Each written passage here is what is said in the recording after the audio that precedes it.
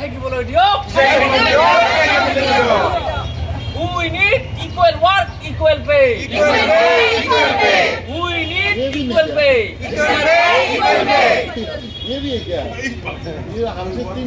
আমার দাবি মানিব লাগিব আঠুয়া জিন্দাবাদ আঠুয়া জিন্দাবাদ আমার দাবি মানিল আমার দাবি মানিল We need 7 pay commission. NSM কর্মী সম্মান সহকারে জিয়াই থাকিবলৈ দিয়ক আমার দাবি মানিল আমার দাবি মানিল সহকারে জিয়াই থাকিবলৈ দিয়ক We need equal pay, equal work. We need equal pay, equal work. আমার দাবি মানিবই লাগিব আমার দাবি মানিবই লাগিব আমার দাবি মানিবই লাগিব আঠুয়া জিন্দাবাদ NSM কর্মী সম্মান সহকারে জিয়াই থাকিবলৈ দিয়ক NSM কর্মী সম্মান সহকারে জিয়াই থাকিবলৈ দিয়ক We need equal pay, equal work.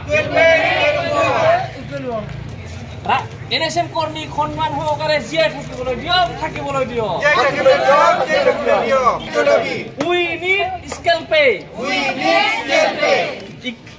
need scale pay. জিয়াই থাকিবলৈ দিয়ক NSM কর্মী সম্মান সহকারে জিয়াই থাকিবলৈ দিয়ক জিন্দাবাদ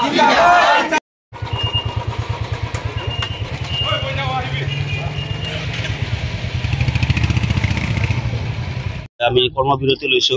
কাৰণ যেহেতু দেখা পাইছে যোৱা কেইবছৰ ধৰি আমাক মানে চৰকাৰে এটা মানে সহানুভূতি যোগাইছিলে যে আমাৰ যিটো 7 পে স্কেল কমিশ্যন নাইবা মানে আমাৰ মানে যিটো চাকৰিৰ ক্ষেত্ৰে যিটো আমি কওঁ যে ৰেগুলাৰাইজেশ্যনটো ঠিক আছে যেহেতু কৰ্ম আমি একে কৰি আছো ৰেগুলাৰ ছাৰ্ভিচ কৰা সকলৰ দৰে 24 আৱাৰ ইমাৰ্জেঞ্চি ডিউটিছ হওক আজি কোভিড টাইমৰ পৰা আৰম্ভ কৰি চাওক যিমান NHM হেল্থ কৰ্মী বুলি হৈছে আপোনালোকৰ বেকবন অফ দা চিষ্টেম বুলি ক'ব পাৰি তো আমি সেই হিচাপে আমাৰ কিছুমান দাবী আছে আমাৰ দাবীবোৰ অলপ যাতে আমাৰ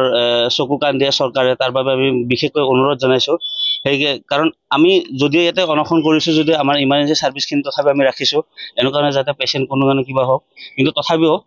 আমাৰ দুখটো চৰকাৰে যদি বুজি নাপায় তেতিয়াহ'লে আমি কাৰ ওপৰত ভৰসা ৰাখিম সেইটো আমাৰ সবতছে ডাঙৰ এটা মানে গ্ৰাহ্য আমি খুব দুৰ্ভগীয় বুলি ক'ব পাৰি তো আজি আমাৰ মেইন দাবীবোৰ হ'ল আমাৰ স্বাস্থ্য বিভাগৰ অধীনত খালী হৈ থকা স্থায়ী পদসমূহৰ লগতে নতুনকৈ পদ সৃষ্টি কৰি বিশেষ নিযুক্তি প্ৰক্ৰিয়াৰ জৰিয়তে ৰাষ্ট্ৰীয় স্বাস্থ্য অভিযান অসমৰ অধীনত বছৰ ধৰি কৰ্মৰত ঠিকাভিত্তিক কৰ্মচাৰীসকলক দৰমহা সুৰক্ষা পে প্ৰটেকশ্যন যিটো কয় হয় নিযুক্তি দিব লাগে আমাৰ প্ৰথমটো হেতু আমাৰ মানে দাবী 2 নম্বৰ দাবীটো আছে যে ৰাষ্ট্ৰীয় স্বাস্থ্য অভিযান অসমৰ অধীনত কৰ্মৰত ঠিকাভিত্তিক কৰ্মচাৰীসকলৰ চাকৰিয়া নিয়মীয়া নোহোৱা পৰ্যন্ত বা আগন্তুক অষ্টম দৰমহা আয়োগৰ দ্বাৰা নিৰ্ধাৰিত হাৰত দৰমহা প্ৰদান প্ৰযোজ্য হোৱালৈকে যোৱা 2016 চনৰ জানুৱাৰী মাহৰ পৰা প্ৰযোজ্য হোৱা সপ্তম দৰমহা আয়োগৰ দ্বাৰা নিৰ্ধাৰিত হাৰত তথা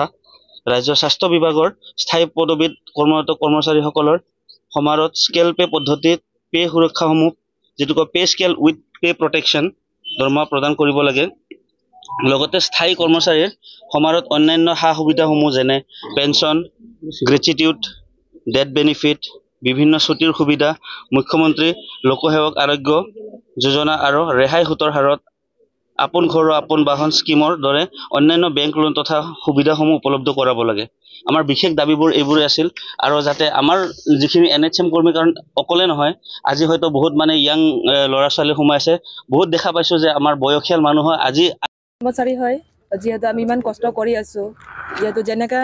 ৰেগুলাৰ ব্লেক ষ্টাফবিলাকে যেনেকা ডিউটি কৰে আমিও সেই এনেকা ধ্যান কৰি আছো দিন হওক ৰাতি হওক এটা যেনেকা সুবিধা পাই আছে আমাৰো এনেখিনি সুবিধা লাগে বুলি আমি অনুৰোধ জনাই আছো